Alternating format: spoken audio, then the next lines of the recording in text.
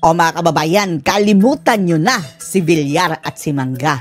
Dahil kinumpleto na po ni PRRD mga kababayan ang kanyang pambato sa pagkasenador ngayong halalan 2025. In addition sa Duterte mga kababayan ay nagdagdag na si PRRD ng dalawa.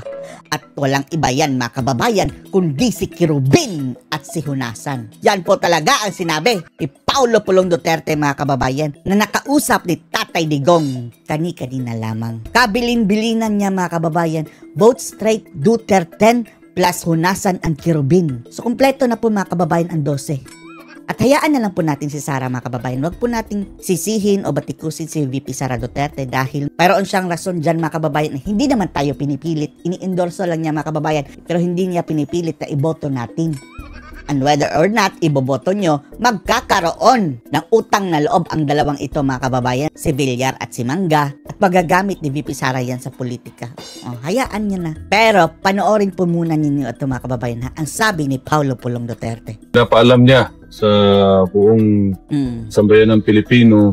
Pinapaalam sa buong sambayanan ng Pilipino Tayong lahat, i-disseminate nyo ito mga kababayan. Ikalat nyo Duterte, Hunasan, and Kirubin. Napatuloy ko suportahan ang PDP laban Duterte Senators plus 2. Final plus 2 niya in-endorse ngayon sa loob. Pinapaalam sa inyo final na in-endorso ni PRRD sa loob. Si Kirubin pati si Hunasan. Kirubin. Okay na rin yan mga kababayan. Etong si Kirubin mga kababayan, kaibigan niya ni PRRD. At yan si Hunasan, anti-Marcos yan mga kababayan. Sa makatuwid yan ang nagpatalsik kay Marcos Sr. noon. Hindi yan kakampi kay Ngagba mga kababayan. Basis na patuloy suportahan yung matalik niyang kaibigan na si Rodante Marcoleta. Yes po. Pati si Marcoleta mga kababayan, special talaga kay PRRD si Marcoleta dahil matalino si Marcoleta mga kababayan at abogado, fit na fit mga kababayan sa makatuwid. Kung hindi matutuloy siguro si Sara mga kababayan dahil ma-impeach siya, wag naman sana.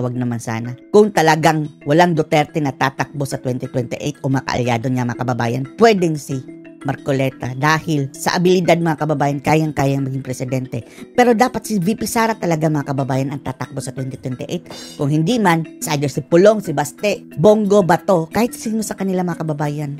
Pero kung wala, pwede na rin si Marcoleta. Yes po. Tiwala si PRRD niya. Maraming salamat din. Eto ang patunay mga kababayan na totoo yung sinasabi ni Tatay Digong.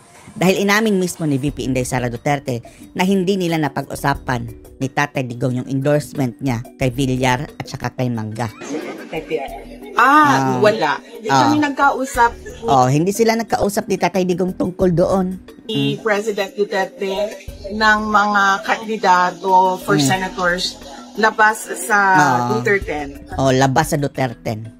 Ang kanilang usapan lang mga kababayan yung 10. So ibig sabihin mga kababayan yung pag-endorso ni VP Sara kay Villar at Manga hindi po yan alam ni PRRD mga kababayan. Ang senators ng Duterte. Vice, paano makakatulong tong endorsement mo sa ranking nila at sa pagtanggap ng mga tao? Naku, hindi ko alam.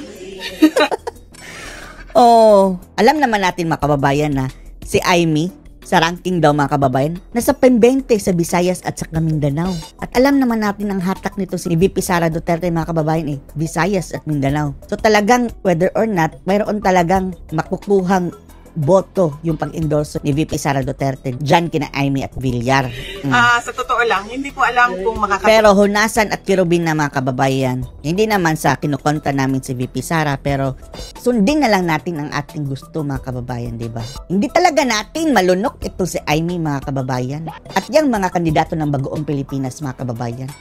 Kasama na yan si Villar. Bakit kasi sumali-sali sila dyan? Kung right from the start, sumama na lang sila sa PDP laban, malamang pwede pa. Pero Bagoong Pilipinas pa rin sila mga kababayan At hindi talaga.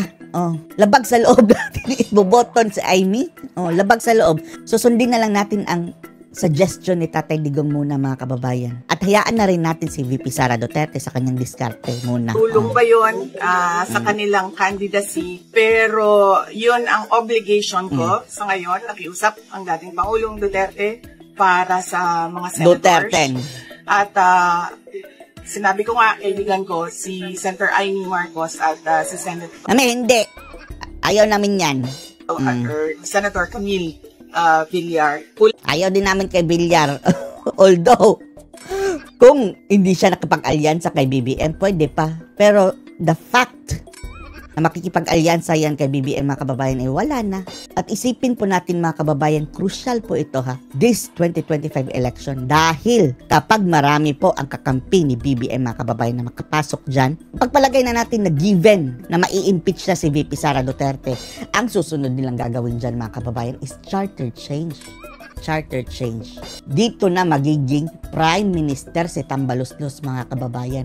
Mawawala na po ng puwang etong ating mga boto. Ewan lang natin kung magkakaroon pa ba ng presidential election sa 2028. Kung matutuloy yan, pinaplano nilang charter change, mga kababayan. Hindi kayo naniniwala na may plano sila ng charter change?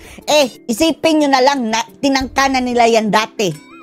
Diba? Gusto nila magpapirma, pirma-pirma, mga kababayan, para sa charter change. Dahil hindi manalo-nalo si Tambaloslos, mga kababayan, gawing parliamentary o kung anumang form of government na magiging prime minister na ang magro-rule sa ating bansa. Mayroong presidente pa rin pero ceremonial na lang, mga kababayan. Prime minister na. At alam nyo ba ang boboto niyang prime minister? Mga kongresista.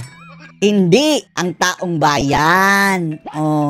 Ang ihahalal lang natin, mga kababayan, is congressman sa ating sari-sariling lalawigan. And then sila na ang mamimili ng kanilang prime minister. Gusto nyo yan? Isipin nyo na lang, mga kababayan. Kapag makakakuha sila ng sapat na senador sa 2025, posibleng yan talaga ang direksyon nila dahil inattempt na nila yan dati, mga kababayan, isa pirma. Lang din naman kasi ng dalawang kandidato yung sakpo dahil kahit pa iboboto yan si Camille Villar at si Aimee Marcos, pabor kay Sara Duterte, given. Sige, kampi kay Sara Duterte. And then what now? Kahit hindi ma-impeach si Sara Duterte, mga kababayan, kung sapat ang kanilang bilang dyan sa Bagoong Pilipinas, pwede pa rin nilang i-attempt ang charter change. Kahit hindi ma-disqualify si Sara, useless pa rin, mga kababayan, dahil kapag lulusot ang charter change bago mag-2028, mailuluklok pa rin si Tamba. Dahil hawak nila lahat ng mga kongresista As a voter, tayong lahat ay binigyan tayo ng right to vote for 12 senators. 12 senators. Hunasan, Cherubin, and Duterte. VP, your visit to Cebu is also to endorse and campaign, considering that Cebu is also a vote-rich province. Sa ngayon, wala. Sa Cebu. Wala akong sinasabihang rallies. Andyan pala sa Cebu, mga kababayan, at yung minute ni Sara Duterte, mga kababayan, ay yung kalaban ng mga Garcia. Tagilid ang mga Garcia, mga kababayan, na pinangunahan ni Gwen Garcia na tinawag na wakwak ni Dean Chase. Kinasuhan si Dean Chase ng cyber libel, mga kababayan. So, anong masasabi niyo pala dito, mga kababayan, na kompleto na ang endorsement ni Tatay Digong? Duterte plus Hunasan and Cherubin. Post your comments below.